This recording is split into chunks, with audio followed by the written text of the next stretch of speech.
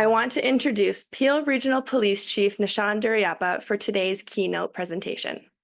Chief Duriyappa was born in Sri Lanka and immigrated to Canada. He began his policing career in 1995, and in October of 2019, he was appointed Chief of Peel Regional Police, arriving with a mandate for change and the strategic goal of becoming the most progressive, innovative, and inclusive police service in Canada. I'll pass this off to the Chief now. Hi everybody, it's Nish Duriyappa, the Chief at Peel Regional Police, and I am super excited to talk to you in Blue Line about how technology and the digital transformation is affecting policing. And I'm sorry this couldn't be in person, but we're finding better ways to tell the story about what's affecting policing these days.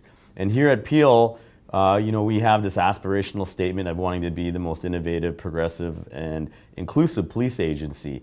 And the reason that's important is because rooted in that is a value set that looks to using platforms, whether it be business process or technology, to serve the community and allow our people to be served better. So there's a couple of things I wanted to talk to you about. The first one was, what does technology mean to our officers, and how does leadership roll into that equation? And so, the first thing, clearly, without a doubt, is the fact that it's the initial and only platform to provide critical tools to better equip our officers. And so that may be the most obvious thing to say, but what we are seeing here at Peel is now an ability to provide real-time information and data to our people right away.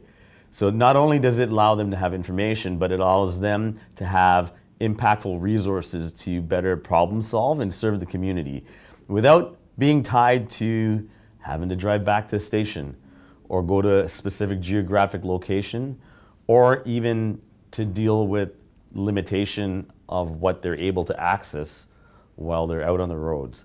So that is a significant platform for our officers. And as you look to providing different platforms for your people, the key to it, and when you stand in front of those, because some of these technologies do have a dollar attached to them that requires explanation sometime to government oversight, governance bodies, is that everything's a platform for serving the community better.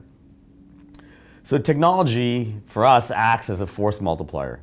We've got lots of complex situations with our officers that are trying to make linkages to resources, information, that allow them to either deal with crisis or even to connect the community to services.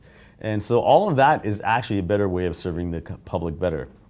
And so, for example, technology has also evolved in ways that here at Peel, we use it to de-escalate or preserve life in critical situations. And many organizations know this, but a simple example of how a drone is used to not just relay information to those that are making decisions on our side of the house, but also to keep our officers out of situations where we may see forced interactions that may not end up the way we want it to do. But for example, remote technology allows our officers not just to use in crisis, but think about training and what it does to annual block training, or you're training whatever police agency is doing, from virtual related to decision making.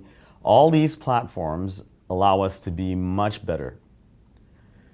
There are also advancements in communication and technology which allow first responders to receive information from dispatch and 911 calls, which we had never had before, in quicker turnaround times. And for example, the advent of NG 911, which we right across North America are compelled to move on to from a previous paradigm, but they permit alternative response delivery, because now we have agency partners that, particularly here in Peel, we are exploring the ability to have them utilize data transmissions in the form of video real time into what we call as a Community Safety Operations Center, which many organizations call as emergency operations centers. But if you think about NG 911, which is shift us from analog to digital, the platforms allow us to connect with our people, but also for our people to send data into us, which we can use under the concept, which we all know is important, of community safety well-being, where we have multi-sector partners integrated. So from a leadership perspective, these are all critical things for us. The ability to access virtual platforms, whether it be FaceTime or having a translation service from a mobile device with an officer at a curbside, even to have our co-responder programs. Many of the police agencies in Ontario have mental health crisis workers or family or intimate partner violence crisis workers, sometimes paired up with an officer that's specialty trained.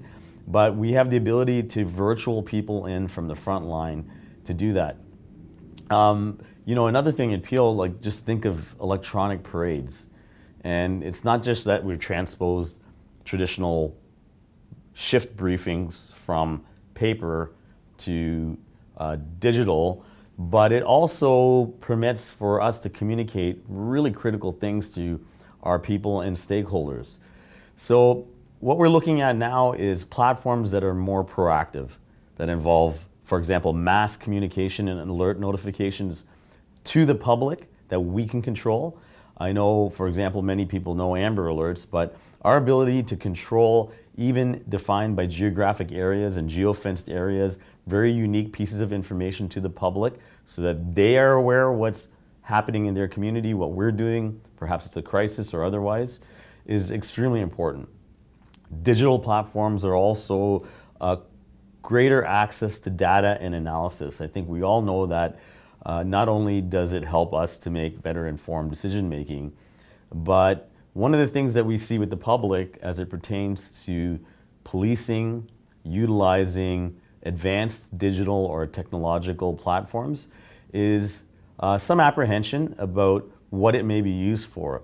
So at Peel, via significant public consultation before we utilize any sort of new technology, we know a primary benefit for it is having transparency as a tool. So what does that mean? It allows the public to not only get access to our data reporting, but the consumption of information, whether it be dashboards or otherwise, is very, very significant. Additional transparency tools that we have experienced on this, as one of my deputies, Deputy Chief Anthony O'Duarty, who oversees innovation technology, likes to say, is this tsunami of data that we're seeing either coming into us or us manipulating ourselves for the purposes of decision making. So body-worn camera, we know it's existed for 40, 50 years in the US, but only since the last 3 years has it really become a Canadian, or at least an Ontario trend. But it's just not a tool to tell the story of what the officer is doing at the curbside, or even to allow the public to be able to have some sort of transparency to our activities. But we're putting a lot of training efforts into what happens with our officers, where they're here, for example, at Peel, a significant amount of effort from an EDI standpoint, from a community safety well-being standpoint. We have a significant human rights project, which has multiple deliverables that are in the mix that are intended to strengthen the toolbox of our officers. So when people ask, hey, is it having an effect on the public and on how our officers interact with the public? We have volumes of digital data that is a gateway for analysis to see if we're having successful de-escalation outcomes based on the application of training that we're doing. So you can see that digital platforms aren't just evidence for court, like body-worn cameras, but it's also a platform for us to continue to make formative changes to policing. And other examples of that are CCTV, automated license plate readers, the LPRs have been significant. As I mentioned to you, the real-time operations centers are for us in Peel, our Community Safety Operations Center, the CSOC, is intended to be sort of like the Minority Report convergence of information that we can pivot off to multi-sector partners. Another example of how we're utilizing data at Peel for the last, at least we're approaching a year, is through our CAD and RMS systems. we are looking at not only getting the data of when you respond to Nisha's house for a neighbor dispute or a noise disturbance or perhaps something else, is that our officers don't only record the name, address, the X and Y geographic location, the nature of the call, but we're actually looking at mapping and recording social determinants of health. Is there food insecurity, mental health, addictions, youth-related issue, older adult isolation, socioeconomic related issues, because we know that how the public ends up at our doorsteps in policing isn't always as a result of a substantive policing issue. And our ability to navigate other systems leaders like health, education, not-for-profits, your municipalities requires data overlay, and multi-sector data is a beast that most municipalities have been trying to deal with. But for us, that comes from risk and race data. And how do you get that? It comes through CAD. It is driven by BI into dashboards. We can throttle back variables to look at not just where people are living, but what's happening. Could you map it for particular neighborhoods and communities to help drive the appropriate alternative resourcing to it? Yes, absolutely. So, more recently, as it relates to transparency, we have been doing that as it relates to why certain communities have disparate contact with the police. We know that it's not just a Canadian phenomena, it is an international one, and it involves multiple other systems. So even providing context to why we end up at the doorstep of certain communities or demographics is really, really critical for us to make some adjustments.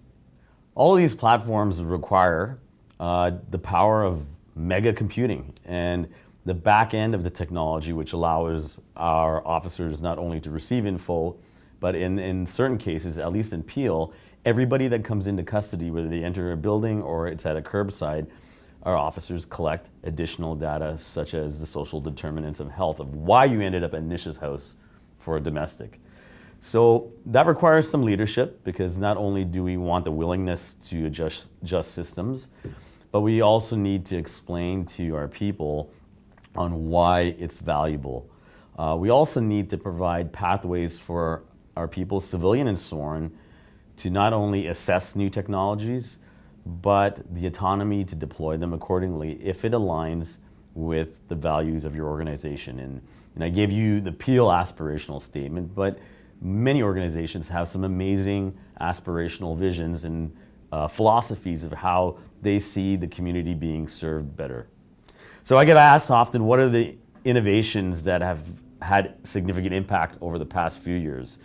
And so, I tell you this, our biggest thing here at Peel that I've seen, and just this is one example of it, is the impact of AI in the 911 communication space. And not only did our elected officials and our police services board and our police service a year a bit ago point to almost a horrible set of delays for somebody calling 911 up to a minute and a half as an average. So that would mean that there were outliers of people having to wait on hold to call Peel Regional Police. And we get 1 million calls a year, 2,000 a day. And what was happening is you would have multiple large-scale events all at the same time. But even just one event had multiple people calling. So you have a bottleneck of a finite amount of human resources that have the ability to navigate and triage that. The negative impact is people are feeling their safety is compromised. I just ask you, would you even want to wait on hold? It's impossible. But the advent of some of the AI platforms in our technologies have dropped our wait times down to almost 10 seconds, which, any second you would agree is not appropriate. But the reason that's happened is because it allows our call takers to use platforms that take the incoming call to not only split the line queues, so they can split queues where you have multiple calls coming in at once. When we do have, as you know, and most police services, maybe up to 30 or 40% of calls in 911 are erroneous calls, which are either missed dials, pocket dials, using tablets that are calling in, but we auto-generate some calls back to people. We also auto-generate. Some people just need help, as simple as a tow truck, and we are able to automate that through AI on the inbound call while our call takers are doing other activities. So, we can triage non-emergency reports and filings. So these technological advancements are things that have just come for us in Peel in like the last 6 months. And it's completely changed how we're serving people. One other concept that I wanted to talk to you about is the idea of critical data communications. And it is a significant one that we in Peel and some other agencies have been working on for some time. And an example of this is the fact that we can transmit digital data as a tool to support everything I've talked about in this. And that's based on creating infrastructure, not just on our own, but with our telecom partners, our vendors, to have tools with partner agencies that allow us to do this. And for example, public safety broadband is one that we've talked about. And that can often be quite confusing, but it allows what the public should be able to do very soon is, instead of phoning in to 911, is to send videos, send still photos to your call takers. And right now, the ability to get that out to your front line is either via your voice communication, which is always going to be your bread and butter, or through limited access to broadband to your mobile stations in your vehicles or handheld devices. So data sharing in a collaborative way that's real time, that has integrity, that's resilient and cyber secure is a critical element. And that requires investment. From a leadership standpoint, if you're waiting for your subject matter experts, which we're all blessed with in our respective organizations, to pitch the importance for that, then you may be waiting too long. I think our role is to tap them on the shoulder and say, hey, what are we missing? What do we need? So, we're seeing it already that technology can also mitigate things like occupational stress injuries for first responders. We can do early detection of crisis and information through technology, which completely alters our response options. Instead of sending an officer into something unknown, we have the ability, either via eyes on the sky or through fixed endpoint technology in our communities, whether you're in a downtown core or rural, or accessing your municipalities' traffic cameras. There are lots of options that allow us to change how we expose our officers to different situations. And as we know, high technology is high touch as a key. So my last thing I would like to wrap up with in this conversation, because you really can't ask me any questions right now, but is our vendors.